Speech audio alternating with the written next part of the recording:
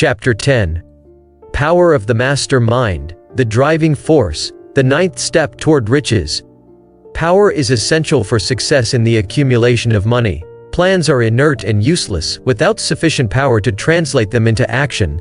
This chapter will describe the method by which an individual may attain and apply power. Power may be defined as organized and intelligently directed knowledge. Power, as the term is here used, refers to organized effort, sufficient to enable an individual to transmute desire into its monetary equivalent. Organized effort is produced through the coordination of effort of two or more people who work toward a definite end in a spirit of harmony. Power is required for the accumulation of money. Power is necessary for the retention of money after it has been accumulated. Let us ascertain how power may be acquired. If power is organized knowledge, let us examine the sources of knowledge. A. Infinite intelligence. This source of knowledge may be contacted through the procedure described in another chapter, with the aid of creative imagination. B. Accumulated experience. The accumulated experience of man, or that portion of it which has been organized and recorded, may be found in any well-equipped public library. An important part of this accumulated experience is taught in public schools and colleges, where it has been classified and organized. C. Experiment and research. In the field of science, and in practically every other walk of life, men are gathering, classifying, and organizing new facts daily. This is the source to which one must turn when knowledge is not available through accumulated experience. Here too, the creative imagination must often be used. Knowledge may be acquired from any of the foregoing sources. It may be converted into power by organizing it into definite plans, and by expressing those plans in terms of action. Examination of the three major sources of knowledge will readily disclose the difficulty an individual would have if he depended upon his efforts alone in assembling knowledge and expressing it through definite plans in terms of action.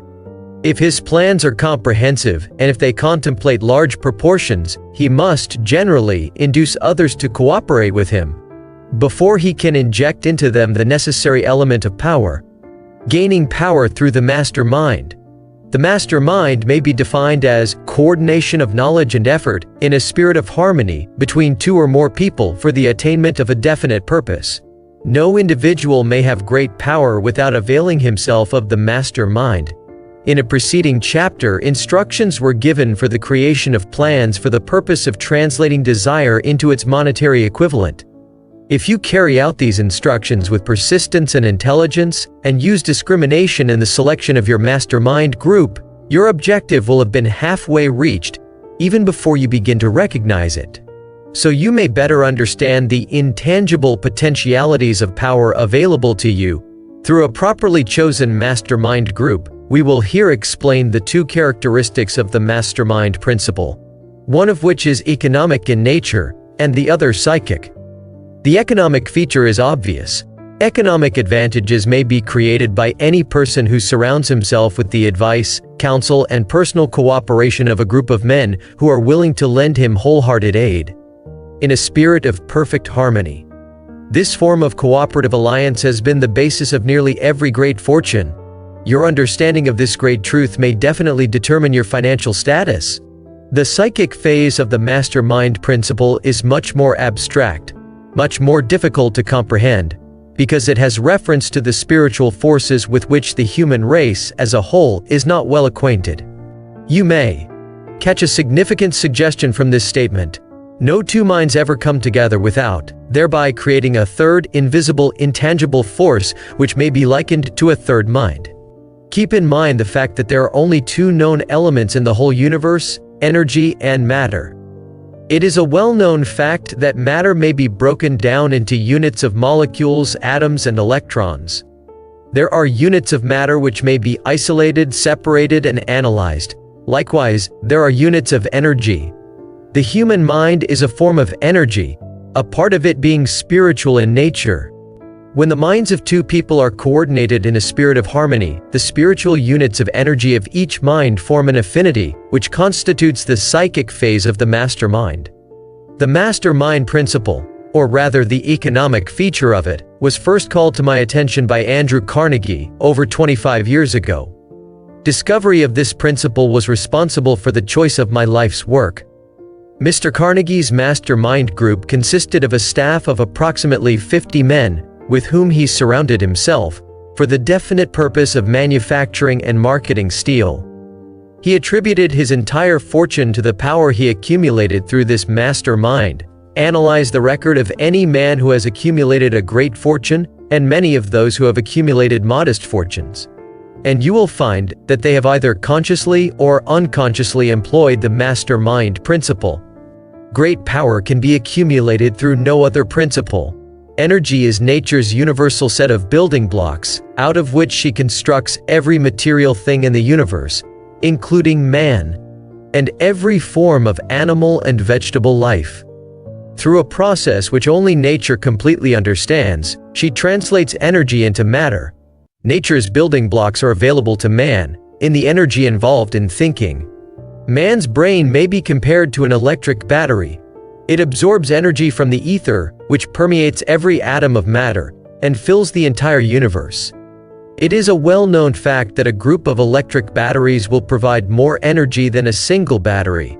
It is also a well-known fact that an individual battery will provide energy in proportion to the number and capacity of the cells it contains. The brain functions in a similar fashion. This accounts for the fact that some brains are more efficient than others, and leads to this significant statement: a group of brains coordinated or connected in a spirit of harmony will provide more thought energy than a single brain, just as a group of electric batteries will provide more energy than a single battery. Through this metaphor, it becomes immediately obvious that the mastermind principle holds the secret of the power wielded by men who surround themselves with other men of brains. There follows now another statement which will lead still nearer to an understanding of the psychic phase of the mastermind principle. When a group of individual brains are coordinated and function in harmony, the increased energy created through that alliance becomes available to every individual brain in the group. It is a well-known fact that Henry Ford began his business career under the handicap of poverty, illiteracy, and ignorance. It is an equally well-known fact that, within the inconceivably short period of 10 years, Mr. Ford mastered these three handicaps, and that within 25 years he made himself one of the richest men in America. Connect with this fact the additional knowledge that Mr. Ford's most rapid strides became noticeable from the time he became a personal friend of Thomas Edison, and you will begin to understand what the influence of one mind upon another can accomplish. Go a step farther, and consider the fact that Mr. Ford's most outstanding achievements began from the time that he formed the acquaintances of Harvey Firestone, John Burroughs, and Luther Burbank, each a man of great brain capacity, and you will have further evidence that power may be produced through friendly alliance of minds. There is little if any doubt that Henry Ford is one of the best informed men in the business and industrial world. The question of his wealth needs no discussion. Analyze Mr. Ford's intimate personal friends, some of whom have already been mentioned, and you will be prepared to understand the following statement. Men take on the nature and the habits and the power of thought of those with whom they associate in a spirit of sympathy and harmony. Henry Ford whipped poverty, illiteracy, and ignorance by allying himself with great minds, whose vibrations of thought he absorbed into his own mind. Through his association with Edison, Burbank, Burroughs, and Firestone, Mr. Ford added to his own brain power, the sum and substance of the intelligence, experience, knowledge, and spiritual forces of these four men. Moreover, he appropriated and made use of the mastermind principle through the methods of procedure described in this book. This principle is available to you. We have already mentioned Mahatma Gandhi. Perhaps the majority of those who have heard of Gandhi look upon him as merely an eccentric little man who goes around without formal wearing apparel and makes trouble for the British government. In reality, Gandhi is not eccentric, but he is the most powerful man now living, estimated by the number of his followers and their faith in their leader. Moreover, he is probably the most powerful man who has ever lived. His power is passive, but it is real. Let us study the method by which he attained his stupendous power. It may be explained in a few words. He came by power through inducing over 200 million people to coordinate, with mind and body, in a spirit of harmony for a definite purpose.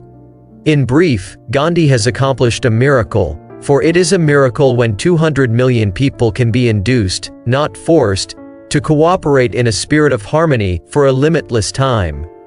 If you doubt that this is a miracle, try to induce any two people to cooperate in a spirit of harmony for any length of time.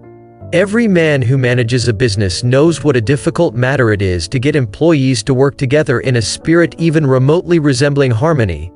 The list of the chief sources from which power may be attained is, as you have seen, headed by infinite intelligence. When two or more people coordinate in a spirit of harmony and work toward a definite objective, they place themselves in position, through that alliance, to absorb power directly from the great universal storehouse of infinite intelligence.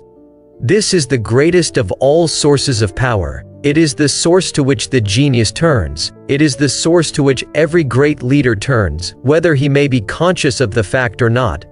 The other two major sources from which the knowledge necessary for the accumulation of power may be obtained are no more reliable than the five senses of man. The senses are not always reliable. Infinite intelligence does not err. In subsequent chapters, the methods by which infinite intelligence may be most readily contacted will be adequately described. This is not a course on religion. No fundamental principle described in this book should be interpreted as being intended to interfere either directly or indirectly with any man's religious habits. This book has been confined exclusively to instructing the reader how to transmute the definite purpose of desire for money into its monetary equivalent. Read, think, and meditate as you read. Soon the entire subject will unfold, and you will see it in perspective. You are now seeing the detail of the individual chapters. Money is as shy and elusive as the old-time maiden. It must be wooed and won by methods not unlike those used by a determined lover in pursuit of the girl of his choice. And, coincidental as it is, the power used in the wooing of money is not greatly different from that used in wooing a maiden. That power, when successfully used in the pursuit of money, must be mixed with faith. It must be mixed with desire. It must be mixed with persistence. It must be applied through a plan, and that plan must be set into action. When money comes in quantities known as the big money, it flows to the one who accumulates it as easily as water flows downhill. There exists a great unseen stream of power, which may be compared to a river, except that one side flows in one direction, carrying all who get into that side of the stream onward and upward to wealth, and the other side flows in the opposite direction, carrying all who are unfortunate enough to get into it and not able to extricate themselves from it, downward to misery and poverty. Every man who has accumulated a great fortune has recognized the existence of this stream of life. It consists of one's thinking process. The positive emotions of thought form the side of the stream which carries one to fortune. The negative emotions form the side which carries one down to poverty. This carries a thought of stupendous importance to the person who is following this book with the object of accumulating a fortune. If you are in the side of the stream of power which leads to poverty, this may serve as an oar by which you may propel yourself over into the other side of the stream. It can serve you only through application and use. Merely reading and passing judgment on it, either one way or another, will in no way benefit you. Some people undergo the experience of alternating between the positive and negative sides of the stream, being at times on the positive side, and at times on the negative side. The Wall Street crash of '29 swept millions of people from the positive to the negative side of the stream. These millions are struggling, some of them in desperation and fear, to get back to the positive side of the stream. This book was written especially for those millions. Poverty and riches often change places. The crash taught the world this truth, although the world will not long remember the lesson. Poverty may, and generally does, voluntarily take the place of riches. When riches take the place of poverty, the change is usually brought about through well-conceived and carefully executed plans. Poverty needs no plan. It needs no one to aid it, because it is bold and ruthless. Riches are shy and timid. They have to be attracted, Anybody can wish for riches and most people do, but only a few know that a definite plan, plus a burning desire for wealth, are the only dependable means of accumulating wealth.